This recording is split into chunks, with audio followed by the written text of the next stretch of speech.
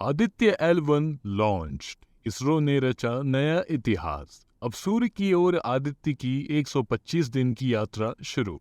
Aditya L1 mission की सफल launching हो चुकी है। इसरो के सबसे भरोसेमंद रॉकेट PSLV एक्सेल आदित्य को उसके तय ऑर्बिट में छोड़ने निकल चुका है। इसरो अपने पहले सूर्य mission PSLV C57 Aditya L1 mission को सफलतापूर्वक लॉन्च कर चुका है। लॉन्चिंग श्रीहरिकोटा के सतीश धवन स्पेस सेंटर के दूसरे लॉन्च पैड से हुई है।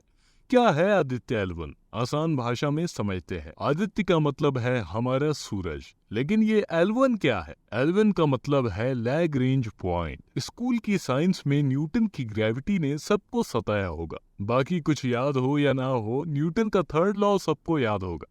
For every action there is an equal and opposite reaction. Space में भी ये रूल फॉलो होता है। आसान भाषा में समझाया जाए तो अगर सूरज की ग्रेविटी अर्थ की ग्रेविटी को अफेक्ट करती है तो पृथ्वी की ग्रेविटी भी सूरज को अफेक्ट करती है।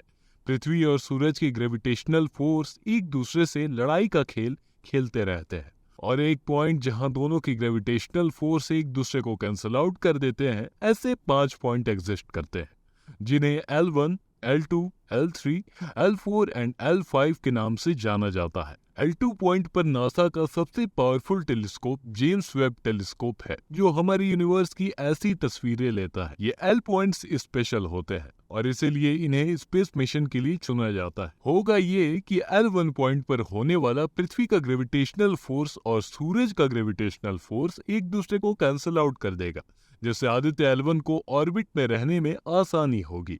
L1 सूरज को ऑब्जर्व करने के लिए मानो एक फ्रंट रो सीट है, जहां से सूरज का 24/7 व्यू मिलता रहता है। सोलर एक्टिविटी को मॉनिटर किया जा सकता है। सबसे जरूरी बात यह है कि L1 पॉइंट पर टिके रहने के लिए सबसे कम फ्यूल लगता है। इसरो वाले है ही एफिशिएंट। जब भी पैसा या फ्यूल बचाने की बात आती है तो हमारा नाम सबसे ऊपर आता है।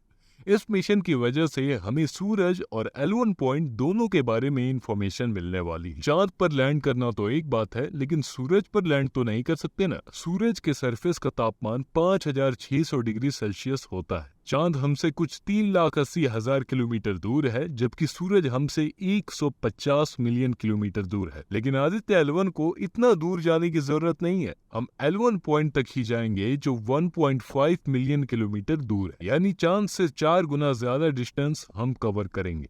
लॉन्च को मिला के इस मिशन की कॉस्ट 400 करोड़ होगी। सनलाइट को पृथ्वी तक पहुंचने के लिए 8 मिनट लगते हैं, लेकिन आदित्य L1 को इस पॉइंट तक पहुंचने के लिए पूरे 4 महीने लगेंगे। जहां चंद्रयान 3 सिर्फ 14 दिनों के लिए एक्टिव रहेगा, वहीं आदित्य L1 पूरे 5 साल तक एक्टिव रहने वाला है। L1 पॉइंट पर हम अकेले ही नहीं है। यूरोपियन स्पेस एजेंसी का सोलर हेलियोस्फेरिक ऑब्जर्वेटरी सैटेलाइट वहां पहले से ही मौजूद है। आदित्य L1 मिशन क्या है? यह इसरो का पहला अंतरिक्ष आधारित वेधशाला कैटेगरी का भारतीय सौर मिशन है। इस मिशन के तहत सौर अध्ययन के लिए एक स्पेसक्राफ्ट भेजा जाएगा, जिसे सूर्य पृथ्वी प्रणाली के लैग्रेंजियन पॉइंट L1 के चारों ओर एक प्रभामंडल कक्षा में स्थापित किया जाएगा। आदित्य L1 मिशन का उद्देश्य: आदित्य L1 मिशन सौर गतिविधियों का अध्ययन करेगा। स्पेसक्राफ्ट के पेलोड यानी उपकरण फोटोस्फीयर, क्रोमोस्फीयर और सूर्य की सबसे बाहरी परतों यानी कि कोरोना का अध्ययन करेंगे। क्रोमोस्फीयर पृथ्वी से लगभग 15 लाख किलोमीटर दूर है।